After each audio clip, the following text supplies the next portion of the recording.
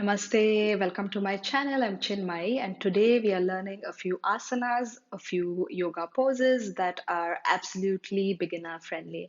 Now, this is the most common question that I get asked. I want to start yoga, but Chinmayee, I don't know where to begin. I don't know how to start. The first step is to drop all the ideas that you have and your fears and to just begin. So you can start with this video. Learn a few simple asanas. For you to feel the benefit of yoga, you can also get it by doing simple asanas. Then I would say learn Surya Namaskar, how to do it step by step, maybe with modifications. The third step is to learn some breathing exercises, pranayama, and meditation. So I hope you enjoy this session and I will see you on the mat. So the first simple asana that we are learning today is Sukhasana. You can do this pose when you're sitting in meditation or you're doing breathing exercises. You'll start with just sitting down. You can also sit on a pillow if your hips feel tight, legs stretched out in front of you, and then bend your right leg. And then fold your left leg. You can place your left leg on top of the right leg here, placing your palm on your knees. Now, as you breathe in, see that you lengthen your spine. So you're stretching your spine, and as you breathe out, you're relaxing your shoulders away from the ears. Okay, so once again, breathe in, you're stretching your spine, and breathe out, relax your shoulders. If you tend to round your back like this after some time, then initially I would suggest that you start practicing with the support of the wall. So you're sitting in front of the wall. So right leg folded, left leg on top of the right leg, palms on your knees, and breathe in, stretch your spine. Breathe out, allow your shoulders to settle away from the ears. That's pose one. The second one is cat camel stretch. So usually we do this in the warm up, but it's also good for working on your spine, for loosening your back muscles. So you'll come into your palms and on your knees. Place your palms shoulder width apart. So your palms are as wide as your shoulders. Then your knees, they are hip width apart. They're as wide as your hips. Curl your toes. As you breathe in, you will dip your lower back. So you will arch your back, looking up and stretching your neck. As you breathe out, you'll press your palms into the floor and then start pulling your belly in, stomach in. Take your chin towards your chest. Breathe in. So start dipping your lower back. You will feel the stretch in your belly. As you can see, this part I'm pushing down, I'm dipping it down. I press my palm and I lift my chest up. As I start exhaling, I draw my stomach in, so you will see a C shape with my spine. I'm rounding my back and I draw my chin to my chest. Let's do this for 2 more times. Breathe in and out. In and out. The next asana is Trikonasana. It's a standing asana. So you will come to stand, place your feet apart. Let's start with the left leg. So your left toes are pointing in the front and the right toes are at an angle. Stretch both your legs. Take your hands out to the side. Imagine that somebody is pulling your hand here in the front. So pulling, pulling, pulling. I'll feel the stretch here. And then you will place your left palm on your left shin. Wherever it is, it can be here. You can also hold your thigh. See that you do not hold your knee. You want to keep your knee safe. And once you're here, as you breathe in, imagine a line from your hip to your shoulder. And then extend that line, stretch your spine. As you breathe out, you want to turn your spine. So you're turning from your shoulders and you're turning from your hips. So these are the 2 points that you turn. Once again, breathe in, Stretch the spine, so get length along this line. Breathe out, turn from your shoulder, turn from your hips. You can look up or you can also look down towards your foot. Trikonasana. Let's do the same on the other side.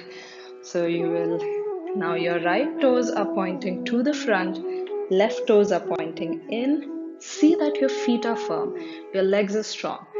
And then imagine somebody is pulling the front palm or arm, and now placing your right palm on the right ankle or on the shin, on the thigh, wherever it's comfortable for you.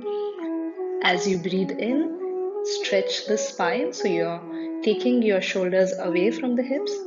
And as you breathe out, you will turn from your shoulders, you will turn from your hips. And one more breath here. Breathe in, breathe out. In Trikonasana, it's important that your feet are firm and your legs are strong. Sometimes it may happen that the legs feel a bit shaky, we don't have enough strength in the leg. Then what you can do is practice it again with the support of the wall. So I will go here and I'll place this foot here in front of the wall and push that foot against the wall, and that gives me some support to hold this pose. The next one is Warrior 2 or Veerabhadrasana 2. So let's start again on our right leg. You will place your right leg here in the front and take your left leg back. So the classical asana is Veerabhadrasana 1. Veerabhadrasana 2 or Warrior 2 is modified. You will spread your legs out. See that there's enough distance between your legs. Check that your front heel is in line with the back arch of the foot. Don't obsess about it, but this is just an alignment cue. And then you will sink your hips low. Now, how to check the alignment of the spine? Draw your stomach in and see that your pelvis is tucked in. So avoid doing this and having excessive arch in your lower back. Drawing the belly in and then sinking your hips low. Stretch your arms out to the side.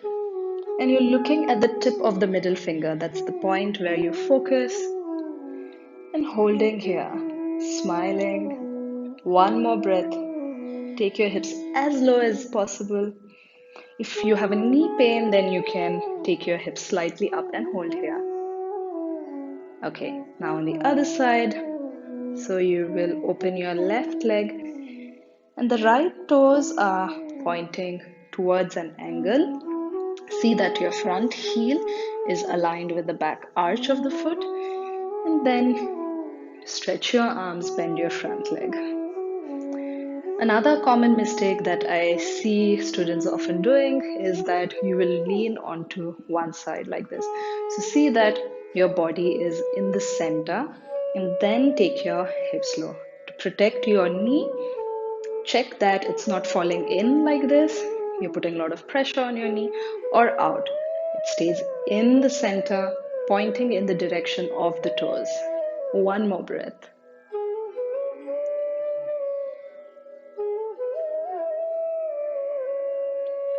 And you can come back. Next, we are doing Santolanasana, a modified one. So you will again come on your all fours. So this works on your arm strength. It's also known as plank in English. So we'll do a modified one. Place both your palms here. See that your fingers are spread. So your whole palm is pressing into the mat. In Santolanasana, you always engage your core. So draw your belly in. And start with lifting your knees just few inches off the ground. So I draw my stomach in, keep my core tight. And I'm here. You're pushing the mat away from you. So imagine that you're pushing the mat, engage your arms, engage your core. If you feel stronger, you can also stretch both the legs, that is Santolanasana. Otherwise, you can just keep your knees just few inches off the ground. Keep your core tight. One more breath.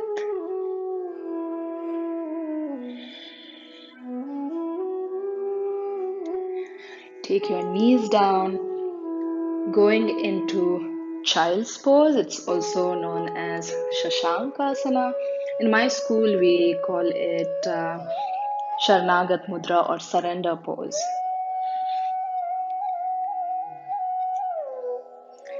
Now we will go into child's pose. It's also called as Shashankasana or Sharnagat Mudra. So you will now place your toes like this flat. So feet are flat, toes pointed.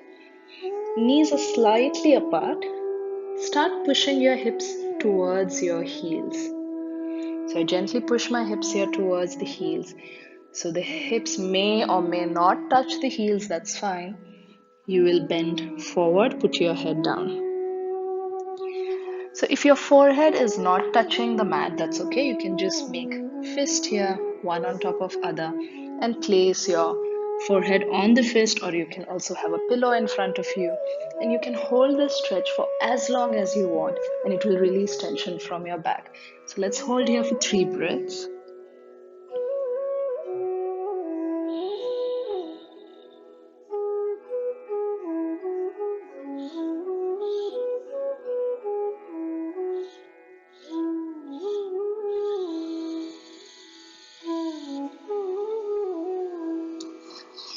And now going into Parvat Asana or mountain pose.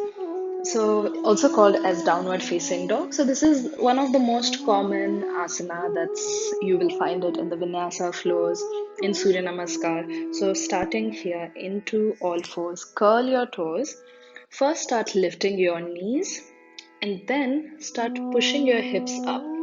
Also start taking your chest towards the thighs. We will practice with modification.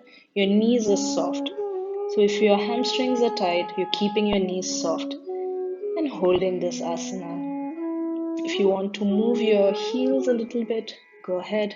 So right heel presses and left heel presses. And in the final asana, we push both the heels towards the mat. So even if they don't touch, you're pushing it down. Draw your belly in and let the head be hanging. You're looking at your knees. Taking your knees down. Now, last asana for today is Setu Bandhasana. You will lie down on your back. So Setu Bandhasana will strengthen your back, work on your back flexibility.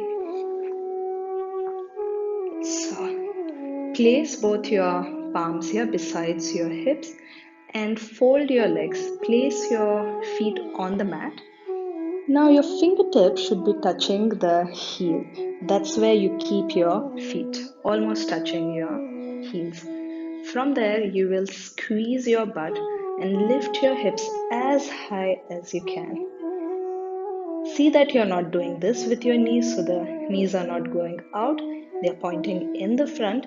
And again, see that your feet are not too much away from your butt. So your fingertips touching the heels, taking the hips towards the ceiling. So I'm pushing the hips up here. Every time that I breathe out, I'll squeeze my butt, I'll squeeze my lower back. Holding here, 2 more. And one last. Taking your hips down. Stretch your left leg out. We'll learn 2 lying down asanas, great for your back. So folding your right knee, interlock your fingers and hold your right knee. You will pull the right knee towards your chest. So directly in line. See that you're not taking it to the side, squeezing the knee into the chest. Let's just stay here. Shoulders are relaxed. Back of your neck is relaxed, so you can tuck in your chin a bit to stretch the back of your neck. In some schools, they ask you to also keep the other leg active, but it's up to you. You can also keep it relaxed. And then on the other side, hold. Pavan Muktasan. One more breath.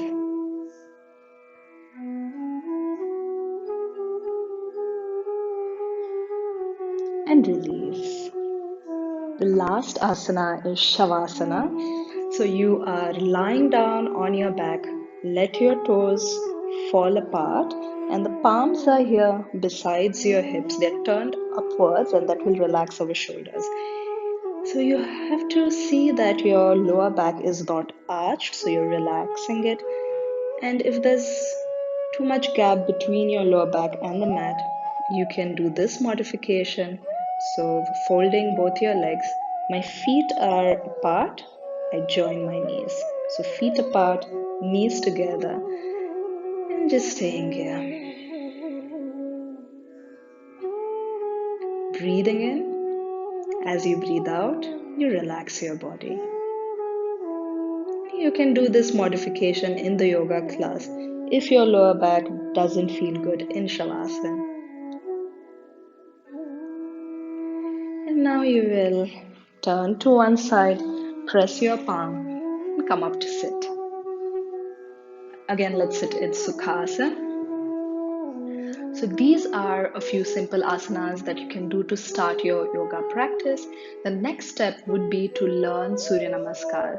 If you want to learn Surya Namaskar step by step, then you can check out this video here. I explain how to do Surya Namaskar. I hope you enjoyed this session and I'll see you next week.